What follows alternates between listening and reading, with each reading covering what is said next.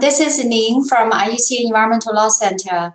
Welcome to the first webinar on environmental law under the Shared Resources and Joint Solution project. And I see that we have still some people logging in, but in the interest of time, I think it's a good idea that we start already with the introduction part. So first of all, welcome to the first webinar. As I said, my name is Ning. I'm Chinese. I work at the IUCN Environmental Law Center as program officer. I've been working here for 10 years. Before that, I also worked in China. I'm Chinese, so on various issues on species, water, or in protected area management. So the kind of work that you do in different countries are very dear to my heart. Today, I'm joined by 3 of my colleagues, and 2 of the colleagues will also make presentation to you about a e-learning course that we developed and the information platform that we jointly operate with the Food and Agriculture Organization, the UN, and UN Environment. And my colleague Monica is behind the scene to support all the technical, to provide all the technical support. So I'll give the floor to the other 2 colleagues, to other 2 presenters, and to have a brief introduction of themselves. First, we have Lydia.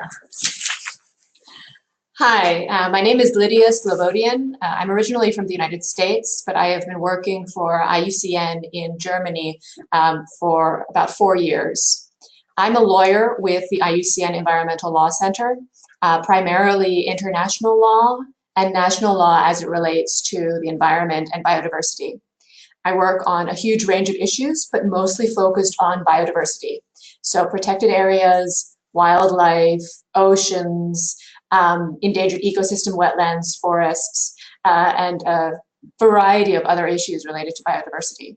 A little bit later today, I'm going to be talking to you about some online learning materials that we've been developing to give an introduction to law and legal concepts as it relates to the environment. But for now, I'm going to pass on to the next presenter. Good morning, my name is Annie Lukac. I'm working for many years at the IUCN Environmental Law Center as documentation officer. I'm also a member of the ECOLEX management unit, and in this context, I will present you later on our work on ECOLEX, the information platform which we are managing. Thank you. Yeah. Okay, back to me again.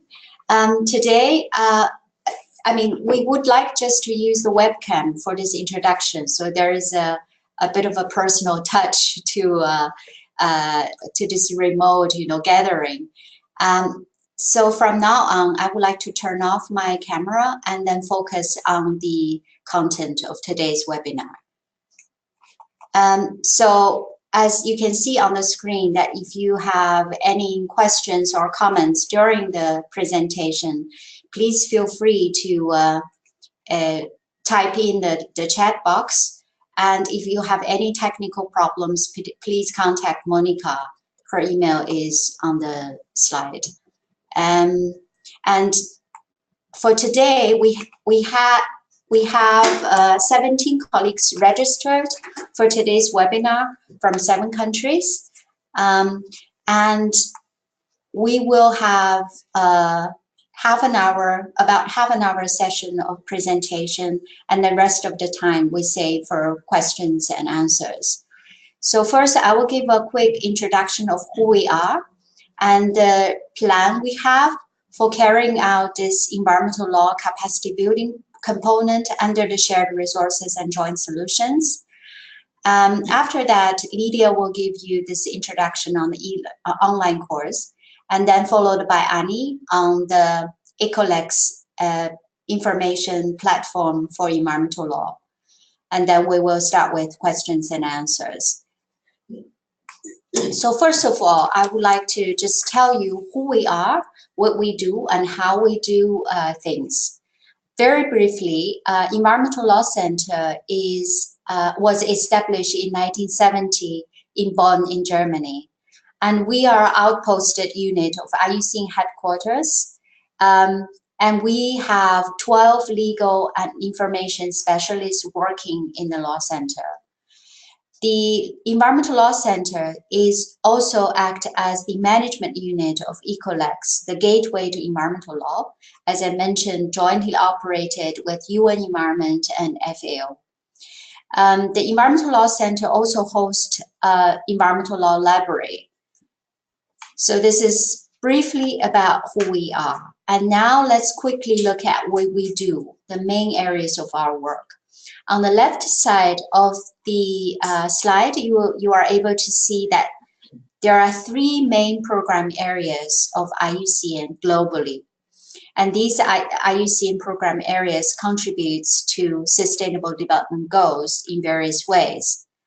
On the right side of the slide, you see that we categorize IUCN Environmental Law Center's work under the IUCN program plan, the 3 program areas. And clearly, most of our work are under effective and equitable governance of natural resources. But we need to be aware that environmental law is a cross-cutting theme. It's a tool that contributes to multiple program areas and results. So you can see under program area 2, at the moment, we are working on various topics, including species, protected areas, planning and land use, water, marine. We support IUCN's natural resources governance framework. We also support and implement access to benefit sharing, the Nagoya Protocol, and climate change adaptation is also a key area of our work. Other than that, on the very top is information and knowledge management. So our work are usually implemented in 4 ways. Information management, conceptual development of environmental law. This would means the negotiation of international agreements, treaties, or supporting countries in developing legal tools and mechanisms. Training and capacity building is a core area of our work, is a pillar for our project implementation. And last but not least is the technical legal assistance, specific requirements from countries or partners for legal support in drafting laws, in reviewing laws, etc. So you can see that basically we follow these information to knowledge to action chain of a chain of transformation. So this is briefly about who we are. And then if we go to the environmental law component of the Shared Resource and the Joint Solution Initiative, this is our plan for 2018. So last year we conducted the training assessment, training needs assessment, and thank you very much for your participation and your feedback. So based on that, we are going to roll out the training program in this year. So now is our first webinar.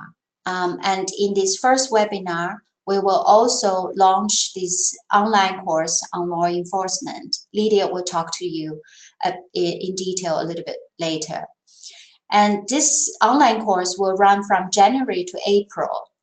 So our plan is in April, when the online course closes, we will run the second webinar to see how you feel about this course and what are the key learning experience that you have and how we can improve our future learning material development. And we also hope that we can slowly, one by one, launch modules focus on specific topics. For example, forests, protected area, climate change, rights are the ones that were very high on your area of interest through the training needs assessment. So we will look into that and use those thematic areas as the platform. We are thinking of using real cases, environmental court cases, or fictive cases that related to your situation, and to use these cases to illustrate the environmental law principles, concepts, and tools that you learned through this online course. One wish that was expressed clearly through the training needs assessment is face-to-face training. We are still in discussion with IUCN Netherlands to see whether there is any possibility to link with some ongoing other activities in the region, and maybe towards the later half of the year to run face-to-face training, hopefully in 2 regions. But we will inform you when we have a clear plan. So this is a brief introduction that I'll do. If you have any immediate questions, please feel free to send them in, or if you like, you can also save them for the later stage for the question and answer session. Okay, so maybe now I'll give the floor to Lydia to give the introduction on this online learning course. Thanks. As Ning mentioned, we've developed an online learning course on law and law enforcement that will be starting mid-January. You can already sign up, and then running through April. We encourage you all to participate in this course. It has 5 modules. The first module focuses on what is law, what does law do, what are the different types of laws that are relevant to conservation, and how can we engage with these legal frameworks. The rest of the modules are more focused on specifically law enforcement. So they look at the professional dilemmas that might be faced by law enforcers, the problems of abuse and corruption in law enforcement, and then some of the technical details of how law enforcement can be improved, such as how law enforcement can be improved in protected areas through improved surveillance and engagement with stakeholders, and how law enforcement can be improved in general through understanding decision-making and giving and receiving orders within the law enforcement body. Of these, I think the most broadly relevant will be the first module, which is a broad introduction to law. I'm going to give you a little taste of that module right now so you can get a sense of what sorts of things it covers and how it works. But then, as Ning said, we do encourage you to sign up for the e-learning course itself. It is free, and we'll give you the link at the end of this. So the first unit of the first module engages with the question of what is law. And essentially, law is a rule that covers human conduct, that is binding, and that is enforced by a public authority. This is a simple definition, but it is often subject to interpretation and confusion. Not all rules that cover human conduct are legally binding. There are moral rules, there are ethical rules, there are things that we might think are right or wrong, but they don't have public authority behind them, and they're not binding in law. At the same time, law does not need to come from a state authority. There are other public authorities, such as religious authorities or traditional authorities, that can also create law. There are many different sectors of law that are relevant. Law establishes the frameworks of government, of people. It sets up how businesses can organize themselves. It provides rules for families and individuals. Law creates budgets of the state and of sub-state entities. And of course, most relevant for us, law provides frameworks and rules and tools for conservation. When it comes to law and conservation, law provides a basic framework for conservation, as well as processes for decision-making, planning, and management. These tools can come in the form of restrictions, for example, restrictions on what can be done in a protected area, such as a prohibition on hunting.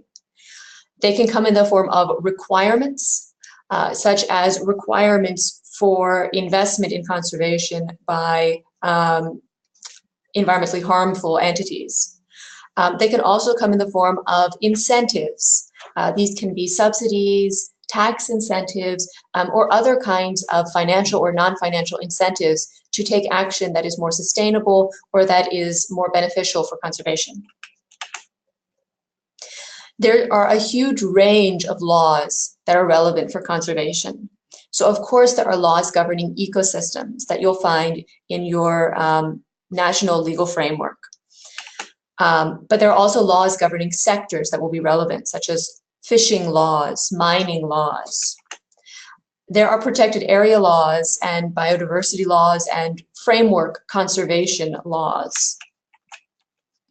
There are other laws that we don't always associate with the environment that are also important for conservation, such as laws providing for indigenous rights, community rights, or other rights related to the environment. And these can be procedural rights, such as a right to access to information or to access to justice. Other important laws for conservation can include laws addressing harmful activities, land use laws, property laws, and even tax laws can be relevant for conservation. Trade laws that help shape what sorts of goods and services are more economic and can be traded outside the country. And criminal law, often criminal law provides criminal penalties for certain very serious activities that harm the natural environment, such as poaching of endangered species. Finally, there are more general laws that are very relevant for conservation that we don't always think of when we think of environmental law. These are the basic laws that define the governmental structure. They're laws that create processes for decision-making and establish procedures for resolving disputes. And often when we look at it from the perspective of civil society, these laws can be among the most important because they're the ones that establish how and to what extent civil society can influence decision-making, lawmaking, and policy when it comes to conservation. For example, many of the processes for decision-making, for establishing new regulations or new legal frameworks will provide for a public engagement period. This can be called a notice and comment period, where civil society organizations, interested individuals, and other entities have an opportunity to submit their views to the government. And the law will determine the weight that the decision-making body has to give to those views.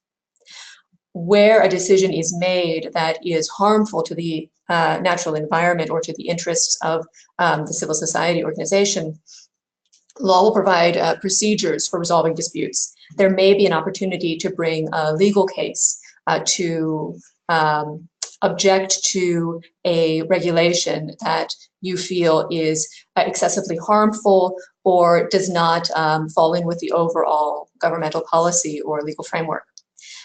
These procedures for bringing the case and for influencing decision-making will be found in more broad laws. You won't be able to find them just by looking at, for example, the protected area law.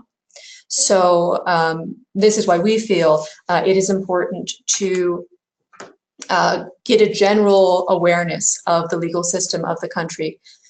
We also think in this office and as part of our broader work that you don't need to be a lawyer to be able to effectively engage with the legal system and effectively promote your interests and protect the natural environment through the legal system. This is a concept that we refer to as legal literacy, which is like normal literacy, like knowing how to read. It's knowing how to read laws and knowing where to find the laws that you need, and also knowing where to find help if you get to something where you do need a professional legal expert. And we think there's a lot that civil society can do through building legal literacy when they have this legal literacy to improve their influence and better engage with government through law. That, in essence, is our overall objective with SRJS initiative. And also this e-learning course, this MOOC, I think provides a good introduction. So the URL for the MOOC is on the screen now. You can sign up, it's free, it's already running, so you can sign up right now. A new module will be released every week from now until April, but there's some flexibility for you to do it at your own pace. There's a lot more information in it than I've just given you a tiny taste right now. I believe we will also circulate this URL, if I'm not mistaken. We will also circulate this URL to you through electronic means. If there are no immediate questions right now, I would suggest if there are substantive questions that we wait until the question and answer session. But if there are clarification questions, please do ask now. I think you can send a question through the chat box of the meeting software. I don't see any, so I will pass on to my colleague. Thank you, Lydia.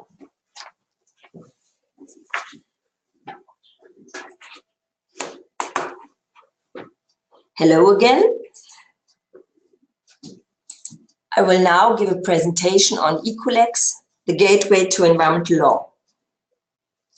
EQULEX is a comprehensive information service on environmental law and policy, and jointly managed by the three partner organizations, IUCN, UNEP Environment, UN Environment, and FAO. Each partner contributes different data sets to the portal, but all data have been systematically collected, structurized, and harmonized. And this is clearly one of the strengths of EQULEX. With its faceted search, EQULEX offers a dynamic navigation and a responsive search experience. During the search, the user will receive results and can further specify or entirely modify to find the best information. EQULEX is accessible worldwide in 3 languages, English, Spanish, and French, and free of charge for the user.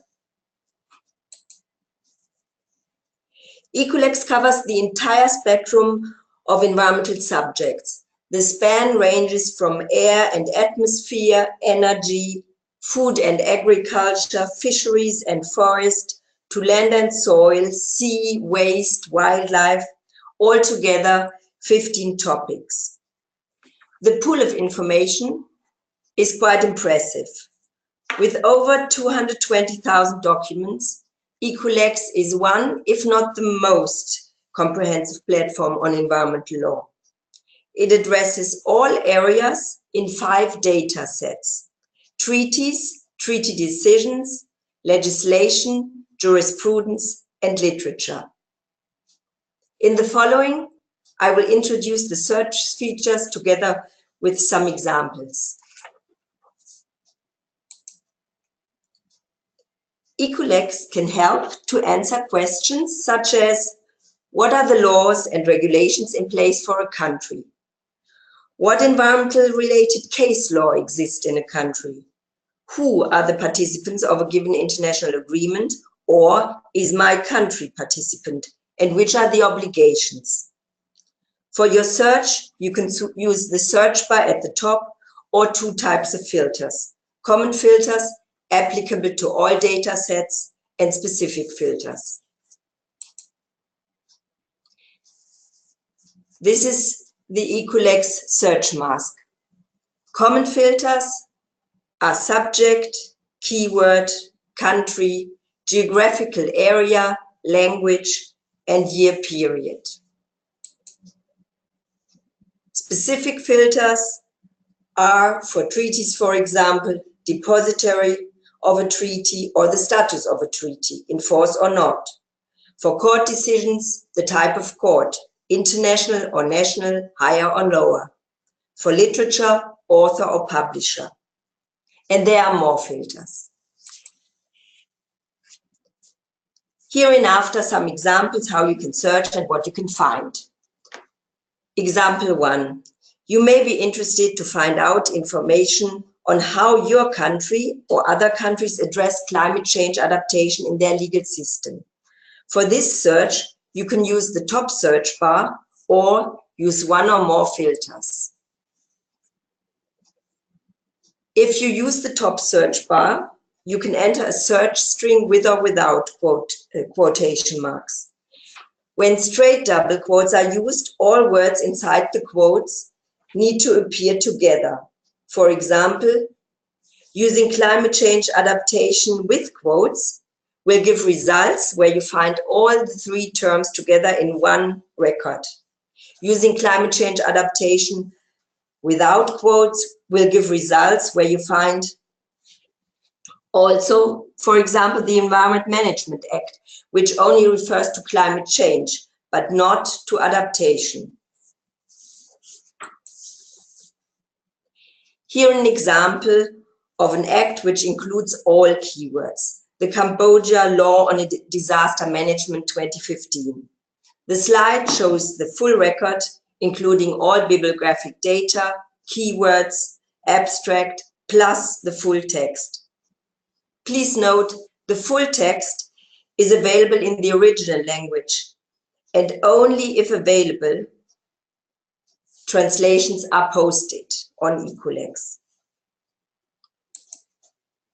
Search example 2. In the next search, you look for court decisions related to wildlife.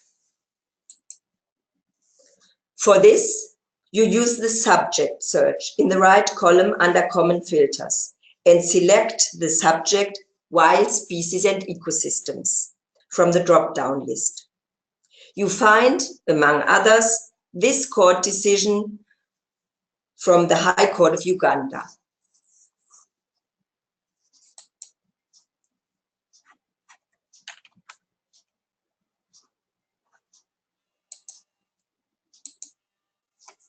Search example 3. In the next search, you look for examples how countries address mining in context with protected areas.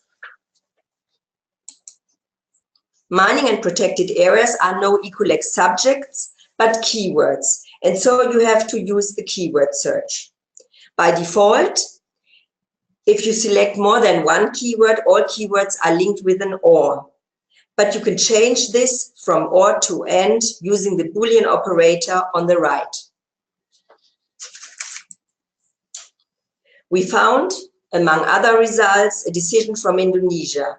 And here, again, the full information plus the decision text. Search example 4.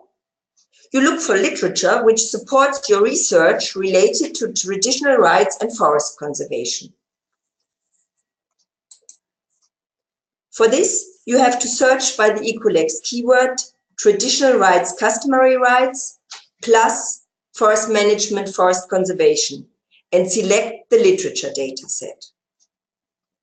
I should note here that the literature dataset is mainly a reference system. Due to copyright restrictions, full texts are only available from publications of the partner organizations. In our last example, you look for the most recent international agreements. If you look for treaties adopted in 2015, 2016, you use the year period filter. In addition, you may refine this and select a country from the country list. See the result. In the full display of the treaty record, here the Paris Agreement, you will find not only the metadata, but also the list of all participants and corresponding treaty decisions. Allow me some final words at the end of this presentation. We believe that Ecolex is a very valuable tool and hope that it can support you in your work. We do our best to keep Ecolex up to date as possible, but this is a major task. We do not claim that ECOLEX is up to date and complete in all aspects. Even more, we welcome if you give feedback using the ECOLEX contact button, and as we also would like to make ECOLEX a valuable information source on environmental law for your country, we welcome if you could let us know if you come across any new law, court case, literature that we should include in ECOLEX. Please send us the information or let us know where we could find it. Thank you. Thank you, Lydia and Annie, for the introduction. I think now it's time for answer your questions. If you have any questions, feel free to speak to the microphone, unmute it and speak to the microphone, or type it up in the chat box.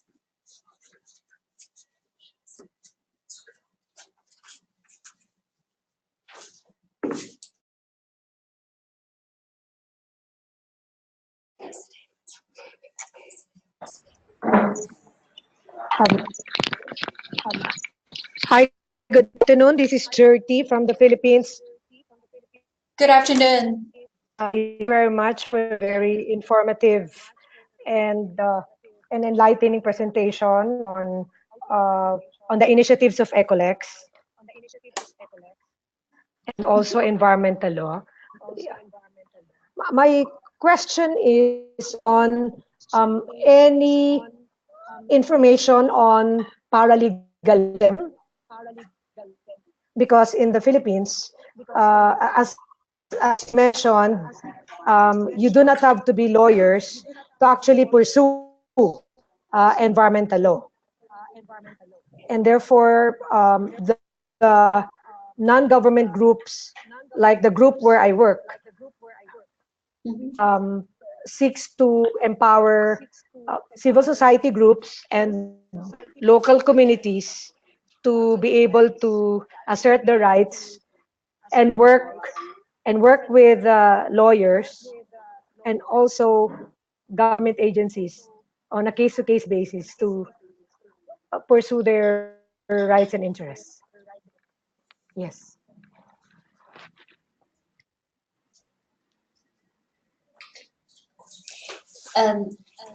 Thank you very much. Can you repeat your question? I don't think we get it.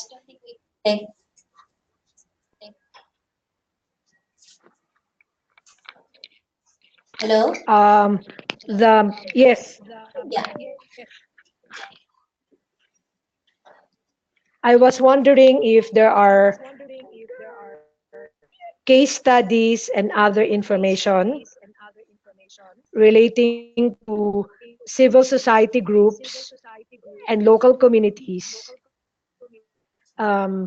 using law to assert their rights and interests. In the Philippines, we call them paralegals. And so we're developing a initiative called paralegalism. So I was wondering if there is information that can also be shared or that we can also contribute to. Is that clear? Yes, thank you. This is Lydia. This sounds like a very interesting initiative, and I think I'm really interested to hear how it works. We have a database of legal cases. We don't have, I mean, apart from in the case itself, we don't filter by whether the case was brought by a civil society group or by another type of group. So you can often find this in the case record. In many jurisdictions, and this depends very much on the jurisdiction, paralegals may be limited in the extent to which they can argue a case before a court. In many cases, once you get to the actual litigation stage, you will need a someone with a legal license to argue the case. However, a lot of influencing of the legal system and of behavior through law does not require litigation. So when you're talking about influencing through other legal means, I would say that yes, I think that paralegals can play a really important role, and I'd be very interested in hearing more about what kinds of activities you're planning and how we can support them. But I don't believe that we currently have a set of information. I don't think we have other case studies on specifically paralegals bringing cases. If I may, this is Ning. I want to add to what Lydia said. For this SRJS project, it offers us an opportunity to expand our data collection that can be particularly useful for civil society organizations. So the question you raise, or the kind of issue you raise, is really something that we could work together during this process, whether we could, for example, start with Philippines, collecting some cases, and we make them available through Ecolex platform. And then let's see what more we need to do. And maybe that experience can also be shared with other countries.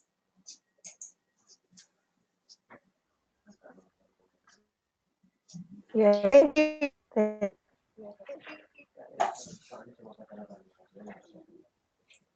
Thank you. Are there any other questions?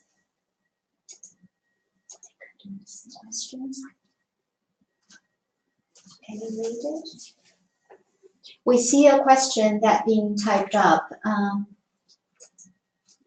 Annie, can you please read it? Annie, can you please read it out? Yes. Okay. The question is about Ecolex, and asked whether Ecolex database would include information that somehow ties up environment law and indigenous people's rights. We have in Ecolex a keyword related to indigenous people's rights, and to find information on Ecolex related national legislation, court decisions, treaties or literature related to this topic, please use the keyword search. In addition, I also advise that you use the top search bar and use these search terms, because the top search bar also goes through the entire full text. So the keyword search goes through the record. But if you want to be 100% sure and find out whether there is any reference to indigenous people's rights in any full text in Ecolex, then please also use the top search bar. Thank you, Annie. Are there any other questions?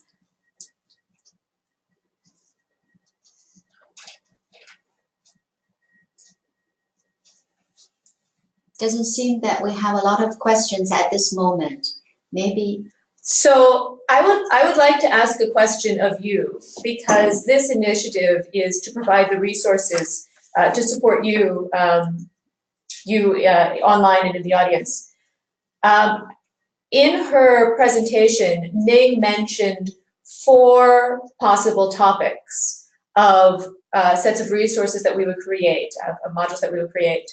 And Ning will correct me, I believe they were protected areas, forest, climate change, rights. And rights. Okay, protected areas, forest, climate change, and rights.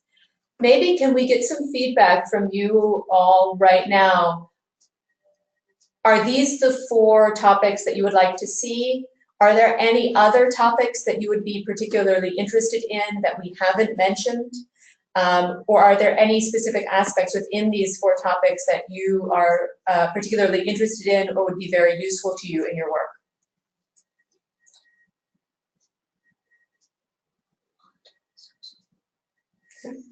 I just like to mention briefly, Lydia, water was also. So this top 5 was reflected in our training needs assessment.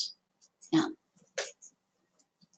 So can any of you give us some ideas about whether you consider these would be the, let's say, the top 5 that we start to develop for you?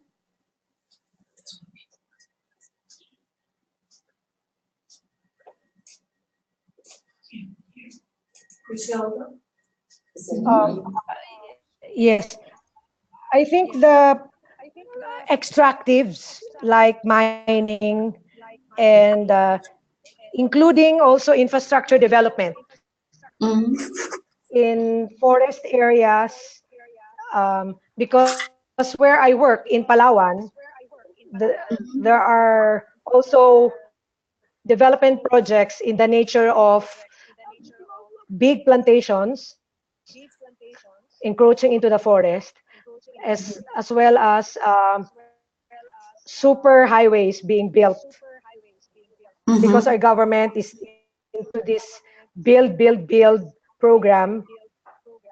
So it would be good to share information, laws, and jurisprudence on how we can, deal with these things in the context of the issues that you've mentioned.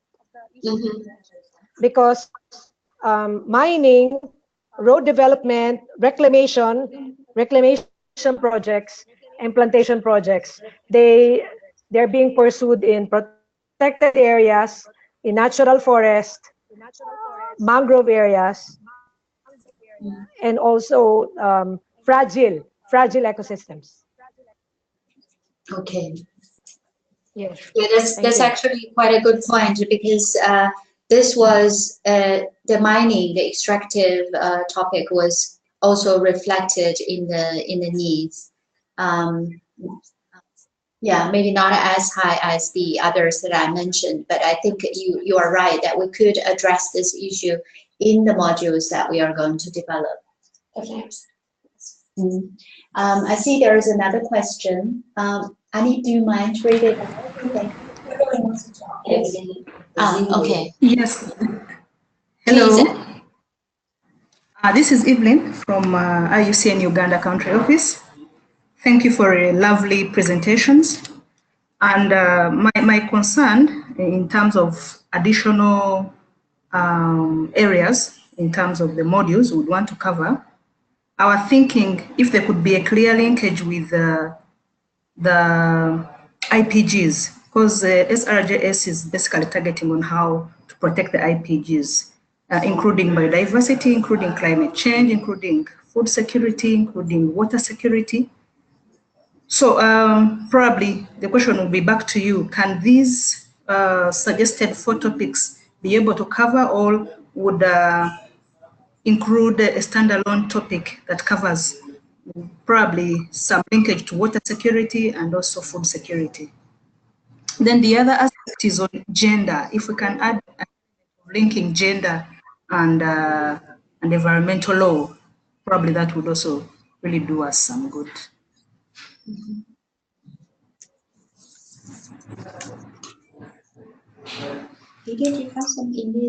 Just sorry, I didn't quite catch some of that. I'm afraid the connection is not as good as we'd like. I heard gender, security, food security. What was the? And then gender. Yeah, Hello? but you had mentioned a broader topic first, and I just didn't catch it. Can you repeat it? Maybe let me repeat it. Mine was like a proposal, because we see the Shared Resources Joint Solution Program is targeting majorly to protect the 4 key IPGs, which include I'm sorry. Can you say that word? PG. IPG. Internationally protected goods and services. Okay, I've never heard that term before. IPG. Okay. Okay, yeah, and it includes biodiversity, which I think is already covered under protected areas. It also includes climate change. It also includes food security, water security. So once we are comfortable that these topics that are already suggested by the program can take care of all those aspects, that would be good. And then the other element is adding on gender, the gender issue. It's a bit, the clear linkage of gender and environmental law. It would be also a very good opportunity for us to really learn how best we can really get on board the target actors, especially the marginalized groups, the women, the children, those with disabilities under this aspect of gender. Excellent. Yeah, great, thank you. Are there any other suggestions for us to consider?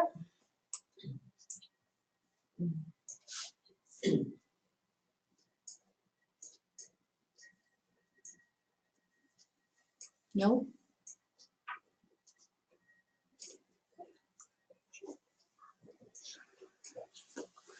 We don't see any questions coming in, or anybody want to speak to the microphone just to let us know what your specific needs are or consideration we need to keep in mind?